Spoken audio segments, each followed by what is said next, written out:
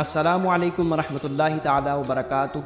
अपने जम्मू व कश्मीर के 10 के 10 अज़ला के मुअज़्ज़िज़ीन से चंद आम गुजारिशात हैं।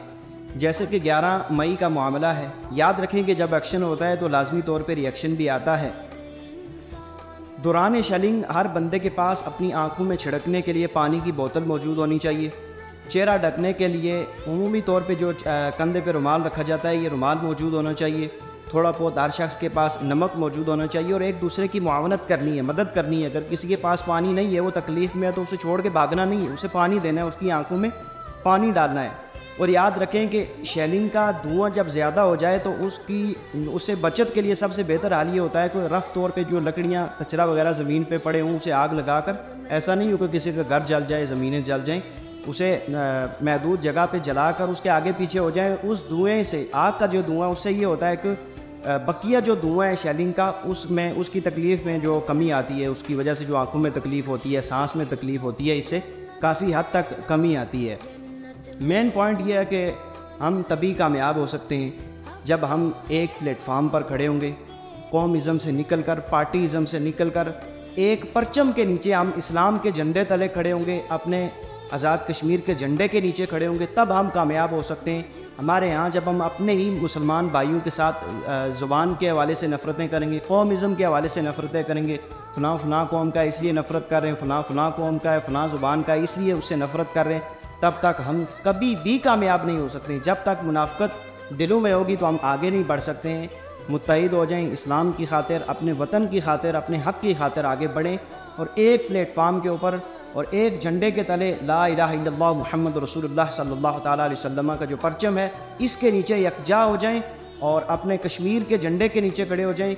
मैं किसी को ये मशवरा नहीं दूंगा कि अपनी अपनी पार्टी का परचम लेकर बाहर निकले, नहीं, बल्कि हर शख्स के हाथ में अपने कश्मीर का झंडा होना चाहिए। मेरा भी ताल्लुक़ किसी मजहबी सियासी जमात से है, मैं ये मशवरा भी नहीं दूंगा कि आप उसका परचम लेकर निकलें, बल्कि अपने वतन का झंडा लेकर आप सब बाहर निकलें। हर बंदे के हाथ में अपने देश का परचम होना चाहिए, अपने मुल्क का परचम होना चाहिए, ना कि किसी पार्टी का, ना कि किसी मसलक का, ना कि किसी अलग कौम का।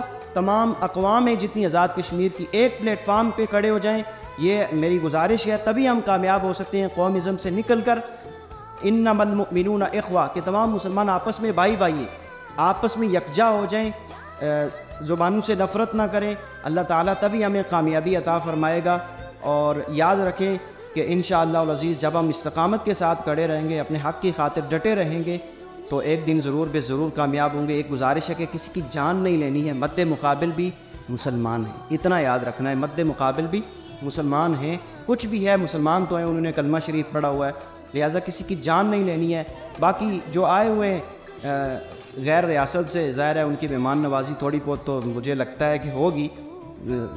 सामने बंदूकें हो तो खामोश तो कोई भी नहीं बैठता है, अपनी जान की हिफाजत के लिए थोड़ी बहुत मेहमान नवाज़ी तो करनी पड़ती है, लेकिन किसी की जान नहीं लेनी है ये।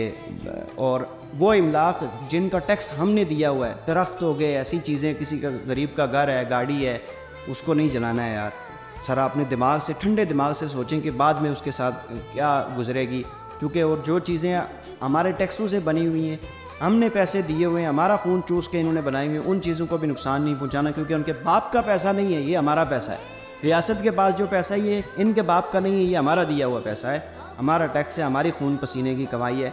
लिहाजा एहतियात के साथ चलें और ऐसा कोई कदम ना उठाएं कल को बकिया लोग आपका साथ छोड़ दें और आप जेलों में जो है वो धक्के खाते रहें और आपके घर वाले रुलते रहें, आपके घर वाले पीछे परेशान बैठें। और जिसके मातहत आप काम कर रहे हैं, जो आपको लीड कर रहा है हर इलाके में, आप देखें कि वो शख्स भी मैदान अमल में खड़ा है या नहीं खड़ा है, या वो कहीं भाग गया या जानबूझ कर गिरफ्तारी दे रही है। अगर वो सफ़े अव्वल में खड़ा है, तकलीफ़ें झेल रहा है, तो आप उसके पीछे ज़रूर खड़े हों। अगर वो मुनाफ़िक़त कर रहा है, वो पीछे खड़ा है, तो फिर आप कभी भी कामयाब नहीं हो सकते, क्योंकि अपने जब मुनाफिक हो जाएं तो फिर बड़ी मुश्किल हो जाती है। और मुनाफ़िक़त आज से नहीं है, हुज़ूर सय्यद आलम सल्लल्लाहु ताला अलैहि वसल्लम के दौर में ऐसे लोग मौजूद थे। आप सल्लल्लाहु अलैहि वसल्लम के पीछे नमाज़ें पढ़ते थे, लेकिन मैदान के वक्त शार्ट हो जाया करते थे।